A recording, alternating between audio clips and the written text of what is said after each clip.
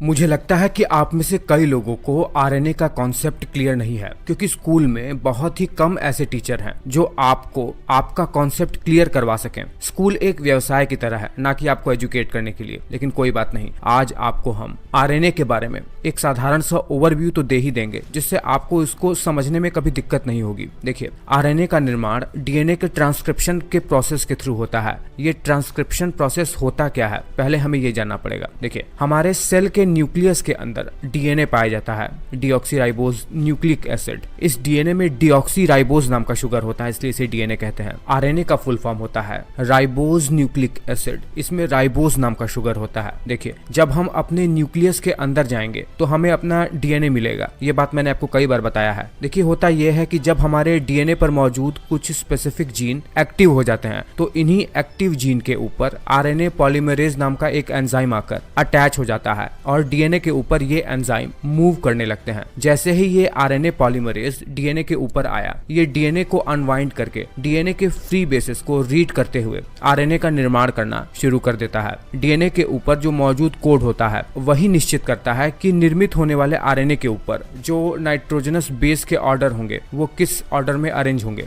बस अंतर इतना है कि आरएनए में थाइमीन की जगह यूरेसिल नाम का नाइट्रोजनस बेस होता है और बाकी के एडेनिन, गुआनिन, साइटोसिन सेम वैसे ही रहते हैं जैसे डीएनए में होता है। देखिए, इस प्रोसेस को जिसमें डीएनए के थ्रू आरएनए का निर्माण हो रहा है, इसे ट्रांसक्रिप्शन कहते हैं। इससे पहले कि निर्मित हुआ आरएनए न्यूक्लियस से बाहर निकले अपने फंक्शन को परफॉर्म करने के लिए, उसके ऊपर कुछ प्रोसेसेस होते हैं। कुछ व्यर्थ के पोर्शन जो आरएनए में बन गए हैं उन्हें कट करके दोबारा से आरएनए को जोड़ा जाता है और फिर अब प्रोसेस हुआ आरएनए न्यूक्लियस से बाहर निकल पाता है। देखिए, आरएनए में केवल एक स्ट्रैंड होता है, वैसे नहीं जैसे डीएनए में 2 स्ट्रैंड होता है। ये स्ट्रैंड भी फॉस्फेट शुगर के मॉलिक्यूल से बना हुआ होता है और इसके ऊपर नाइट्रोजनस बेस के मॉलिक्यूल ऐड रहते हैं। और अब आते हैं मेन बात पर, डीएनए से बना आरएनए कितने प्रकार का होता है और अलग अलग आरएनए का हमारे शरीर के अंदर फंक्शन क्या क्या है, ये भी तो हमें जानना जरूरी है। देखिए, सबसे पहले आपको ये बता दें कि हमारे सेल में मौजूद आरएनए 3 प्रकार का होता है। ये 3 प्रकार का आरएनए है मैसेंजर आरएनए, जिसे एमआरएनए के नाम से भी जानते हैं, ट्रांसफर आरएनए जिसे टीआरएनए के नाम से भी जानते हैं, और राइबोसोमल आरएनए जिसे आरआरएनए के नाम से भी जानते हैं।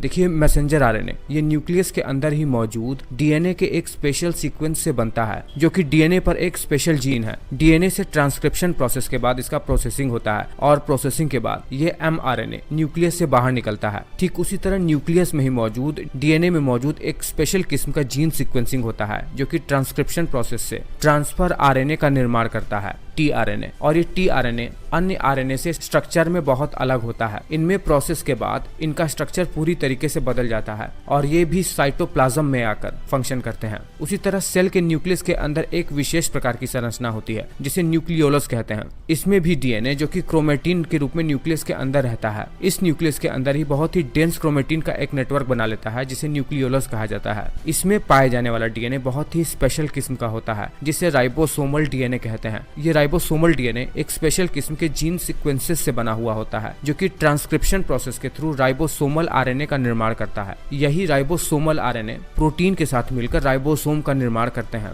जो कि प्रोटीन के निर्माण में बहुत ज्यादा आवश्यक है। देखिए, अब ये तीनों आरएनए मिलकर काम कैसे करते हैं। तीनों आरएनए सिंथेसिस होकर जब न्यूक्लियस से बाहर निकलते हैं तो होता यह है कि सबसे पहले राइबोसोम, जो कि राइबोसोमल आरएनए से मिलकर बना हुआ है, वो मैसेंजर आरएनए के ऊपर अटैच हो जाता है और फिर ट्रांसफर आरएनए, जो भोजन के थ्रू हमने अमीनो एसिड लिया था, प्रोटीन के छोटे छोटे मोनोमर्स अपने ऊपर अटैच करके राइबोसोम और एमआरएनए के ऊपर आकर दोनों के साथ कंबाइन होकर नीचे एमआरएनए के कोड को रीड करता है और प्रोटीन को उसी के अकॉर्डिंग सिंथेसिस करता है, यानी अमीनो एसिड को एक निश्चित अरेंजमेंट में अरेंज करता है जैसा एमआरएनए में नीचे कोडिंग हुई होती है। और इस प्रकार से हमें हमारे काम का प्रोटीन मिल जाता है। जैसी हमारी जेनेटिक्स होती है, ठीक वैसा ही प्रोटीन हमें मिलकर हमें प्राप्त होता है। मैं उम्मीद कर रहा हूँ कि आपको आरएनए का कॉन्सेप्ट क्लियर हो गया होगा, कम से कम शब्दों में। आप ये बात मुझे नीचे कमेंट करके जरूर बताइएगा।